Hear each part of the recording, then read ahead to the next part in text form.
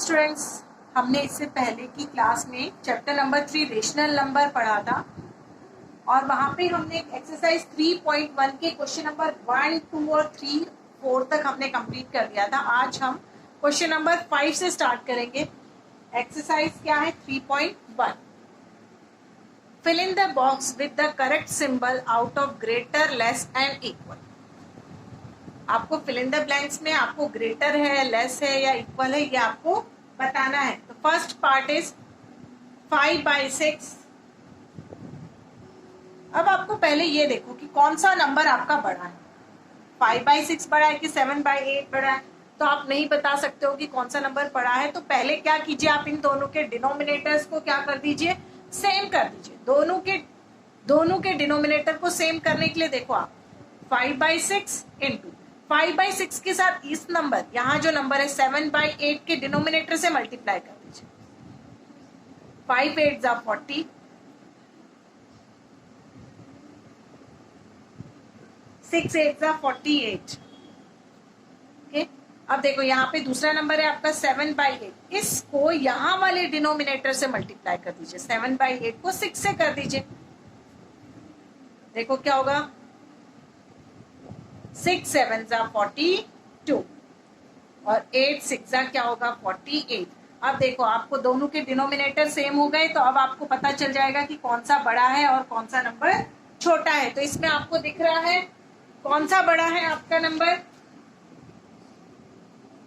7/8 बड़ा है। देखो 42/48 बड़ा है, इट मीन 7/8 क्या है आपका बड़ा नंबर है यहाँ पे।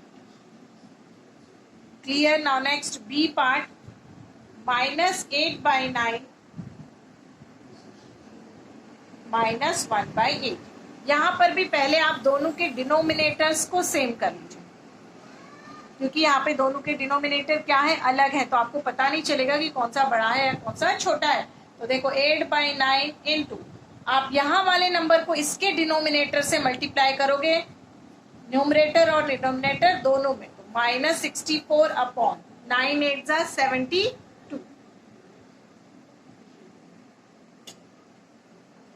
9 8 जा 72। यहाँ पर भी सेम देखिए, -1/8 इंटू यहाँ पे इसके डिनोमिनेटर से मल्टीप्लाई कर दीजिए 9/9, तो -9/72।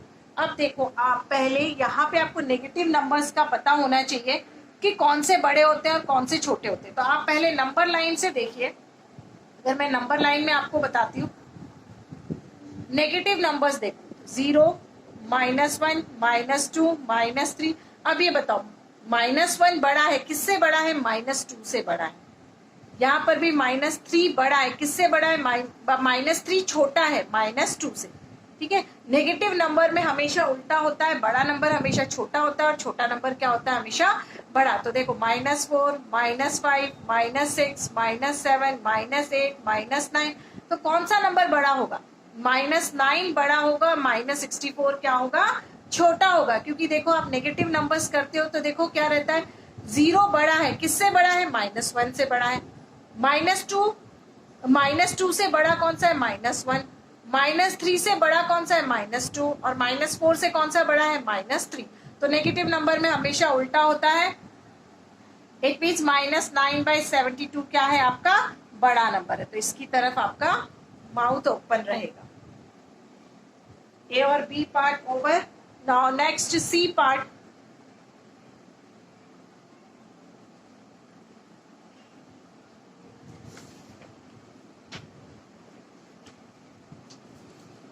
Now C part is -3/4 -1/4। अब देखो नेगेटिव नंबर है आपके पास, दोनों के डिनोमिनेटर सेम है, तो आपको कुछ भी करने की जरूरत नहीं है। यहाँ पर आपको डिनोमिनेटर सेम है तो आपको मल्टीप्लिकेशन करके डिनोमिनेटर को सेम करने की जरूरत नहीं है। बट आपको यहाँ देखना है कि कौन सा नंबर बड़ा है। तो नेगेटिव नंबर में क्या होता है, छोटा नंबर बड़ा होता है और बड़ा नंबर छोटा होता है। तो -1 बड़ा है, किससे, -3/4 से बड़ा है। ओके, तो क्या होगा आपका, क्लियर? नाउ नेक्स्ट डी देखो आपके पास 9/12 -6/18। देखो यहाँ पे पॉजिटिव नंबर है और यहाँ पे क्या है, नेगेटिव नंबर। भले इनके डिनोमिनेटर सेम नहीं है, बट आपको देख के ही पता चल रहा है कि पॉजिटिव नंबर क्या होते हैं, हमेशा बड़े होते हैं, और नेगेटिव नंबर हमेशा क्या होते हैं, छोटे होते हैं। आप जब नंबर लाइन बनाते हो तो यहाँ पे पॉजिटिव 1 2 3 ये सब नंबर आते हैं, यहाँ पे -1 -2 -3 आते हैं। तो आपको पता है कि पॉजिटिव नंबर क्या होते हैं, हमेशा बड़े होते हैं। तो यहाँ पे इसके तरफ लगेगा। ओके, आपको A B C D part over हो गया। Now homework is E part. E part is your homework. Now question number 6.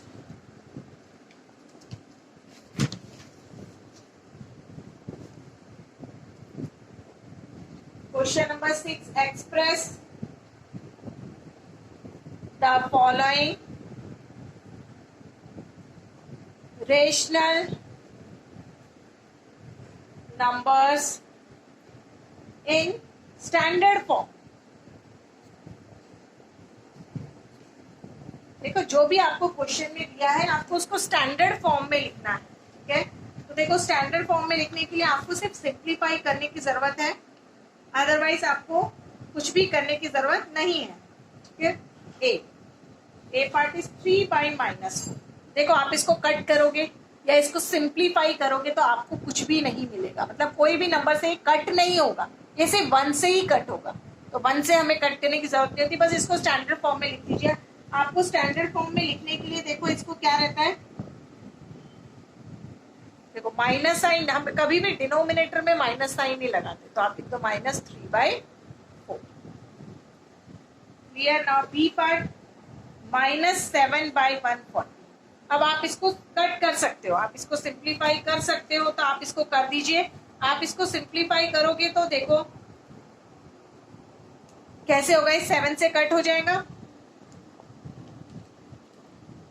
देखो 7 से कट होगा तो 7 1 जा 7, 7 2 जा 14, सॉरी 7 2 जा 14, और यहाँ पे क्या है 0। तो आंसर क्या होगा, -1/20। नाउ नेक्स्ट सी, 8/-64। मैंने आपको बताया डिनोमिनेटर में नेगेटिव साइन नहीं लगाते हैं, आप इसको कट कर सकते हो। देखो 8 से ही कट हो जाएगा, 8 1 जा 8, 8 8 जा 64, होता है 8 8 जा 64। तो इसको कैसे लिखोगे, -1/8। Clear. Now D part is 2/12। 2/12 आप इसको कट कर सकते हो, 2 1 जा 2, 2 6 जा 12। Answer is 1/6। मैंने आपको A B C D और E पार्ट कहां तक करवाया, A B C और D पार्ट करवा दिया। आपका E पार्ट क्या है, सिंपल है, आप डायरेक्ट कर सकते हो। देखो E part is -1/-5। Minus minus हमेशा क्या हो जाते, कट हो जाते, answer is 1/5। Clear. Now next question number 7. Express -4/5 as a rational numbers whose denominator is देखो क्वेश्चन क्या है आपका, आपको 4/5 ये जो है ना -4/5 as a rational number whose denominator is, आपको फर्स्ट क्वेश्चन दिया 100।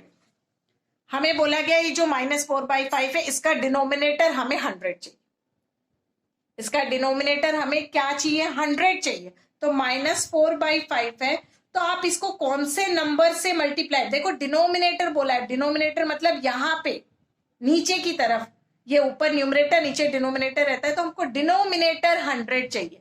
तो हमको डिनोमिनेटर 100 करने के लिए हम यहाँ पे कौन से नंबर से मल्टीप्लाई करेंगे जिससे डिनोमिनेटर 100 हो जाएगा। अगर आपको नहीं समझ, अगर आपको डायरेक्ट आ जाता है तो आप बता दीजिए, अगर नहीं आता है तो आप डिवाइड करके देख लीजिए। देखो डिनोमिनेटर को करके देखोगे तो 5 को 100 से डिवाइड करके देख लो, 5 2 जा 10। इट मीन्स आप देखो 20 नंबर से न्यूमरेटर और डिनोमिनेटर मल्टीप्लाई आपको दोनों नंबर से करना है, न्यूमरेटर और डिनोमिनेटर दोनों में आपको मल्टीप्लाई करना है। ठीक है, आप देखो मल्टीप्लाई करो तो क्या होगा, 20 × 4 इज -80, अपॉन 20 इंटू 5 इज 100। देखो डिनोमिनेटर क्या हो गया इसका, 100 हो गया, क्योंकि क्वेश्चन में हमको बोला गया था कि ये जो -4/5 एक्सप्रेशन है उसको आप डिनोमिनेटर में 100 कर दो। अब बी पार्ट इज -80। अब हमको डिनोमिनेटर में -80 नहीं, हाँ हमको डिनोमिनेटर में क्या चाहिए, -80 चाहिए। अब आप किससे मल्टीप्लाई करोगे, आप देखो। अगर आपको समझ में आ जाता है कि 5 की टेबल में 80 कितने टाइम्स आता है तो ठीक है, अदरवाइज आप उसको डिवाइड करके देख लीजिए। 5 को 80 से, 5 6 30। इट मीन्स आप इस नंबर को किससे मल्टीप्लाई करोगे, किससे मल्टीप्लाई करोगे, 16 से मल्टीप्लाई करोगे। देखो -4/5 इंटू 16/16, 16 इंटू 4 करो multiply, -64 upon 16 into 5, 16 into 5 is 80, 16 into 5 करोगे तो क्या होगा 80। तो माइनस डिनोमिनेटर में हम माइनस साइन चाहिए आपको, तो आप देखिए आपको क्या करना पड़ेगा।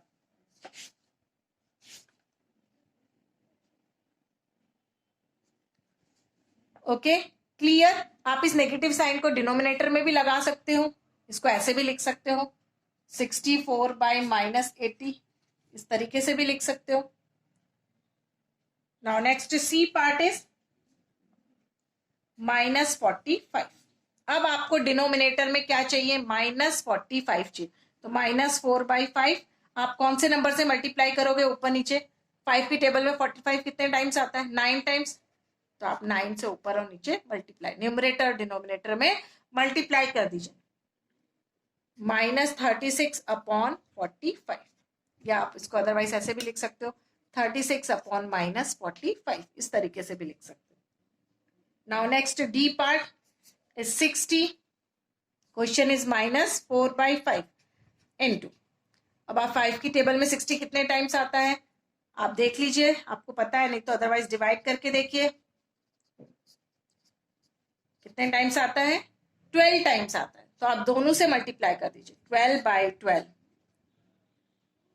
आप मल्टीप्लाई करोगे इसको, 12 into 4 is 48, -48 upon 5 into 12 is 60। तो देखो डिनोमिनेटर इसका 60 हो गया। यहां पे सबको डिनोमिनेटर करना था आपको। Clear, A B C D part is over. Now E part is your homework.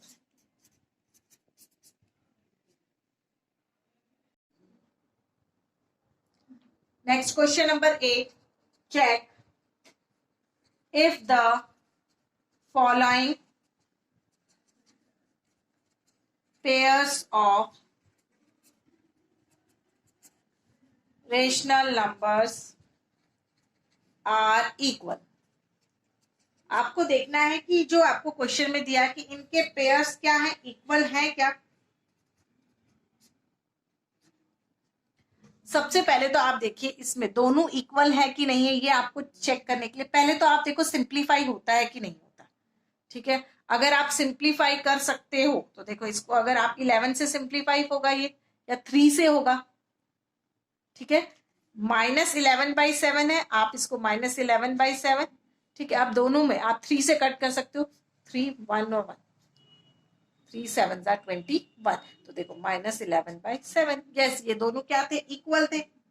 अगर आपका कट नहीं होता तो आप आगे दूसरा मेथड यूज करते, तो आप लिख सकते हो -11/7 इज इक्वल्स टू 33/-21। ये दोनों क्या है, इक्वल है। Clear. Now next second part, 2/5 18/45। अब आप देखिए इसमें कि आपका कहीं से कट हो रहा है, किसी की टेबल में ये आते हैं 18/45। देखो 9 से आप कट कर सकते हो इसको। देखो यहाँ पे क्वेश्चन है 9 2 18, 9 5 45। तो देखो 2/5 और ये भी क्या है 2/5 हो गया। इट मीन्स जो आपके क्वेश्चन में थे वो दोनों क्या है, इक्वल। 2/5 किसके इक्वल है, 18/45 के क्या है, इक्वल है। ओके, नेक्स्ट सी पार्ट, देखो ए और बी पार्ट मैंने आपको करा दिया, अब सी पार्ट जो है आपको वो होमवर्क में कर लीजिए। Clear? Now next question number 9, right 3 rational numbers between 5/6 and 3/5। Solution देखो, इनके बीच में जो दो नंबर है 5/6 और 3/5 के बीच में आपको 3 रेशनल नंबर्स लिखने हैं। तो देखो 3 रेशनल नंबर लिखने के लिए पहले आप ये देख सकते हो कि डिनोमिनेटर को, दोनों के डिनोमिनेटर को क्या कर लो, सेम कर लो। दोनों के डिनोमिनेटर को सेम करने के लिए मैंने अभी बताया कि कैसे करते हैं सॉल्व। 5/6 तो यहाँ जो दूसरा नंबर है उसके डिनोमिनेटर से मल्टीप्लाई कर दो, ऊपर नीचे 5 5 जा 25 एंड 6 5 जा 30। अब देखो यहाँ पे 3/5 है, 3/5 को आप किससे मल्टीप्लाई करोगे, यहाँ वाले डिनोमिनेटर से, 6/6, 6 12 18 और 6 5 जा 30। इनके बीच में आपको कोई भी नंबर लिखना है। देखो 18/30 और 25/30 के बीच में नंबर्स कौन से आएंगे, 19/30, 20/30, 21/30, 22/30, 23/30, 24/30, इन दोनों के बीच में लिखने हैं। इसलिए हम 18 और 25 को इंक्लूड नहीं कर सकते। 18/30 और 25/30 को हम इंक्लूड नहीं करेंगे। तो क्या लिखोगे, 3 रेशनल नंबर्स between 18/30 and 25/30। ठीक, या आप इसकी जगह पे ये भी लिख सकते हो, इनकी जगह पे आप ये भी लिख सकते हो कि 3/5 और यहाँ पर लिख सकते हो 5/6 भी लिख सकते हो। इन दोनों के बीच में 3 rational number between 3/5 and 5/6 are, देखो कौन से हैं आप इसमें, 19/30, 20/30, 21/30 और भी आ सकते हैं। देखो 22/30, नेक्स्ट 24/30, 23/30, 24/30। बट आपको 3 लिखने तो आप इसमें से 3 लिख दीजिए। ये आपके क्या होंगे आंसर, 19/30, 20/30, 21/30। अगर आप आंसर में लिख देते 22/30, 23/30, 24/30 तब भी आपका करेक्ट होगा। Now exercise 3.1 completed. Thank you.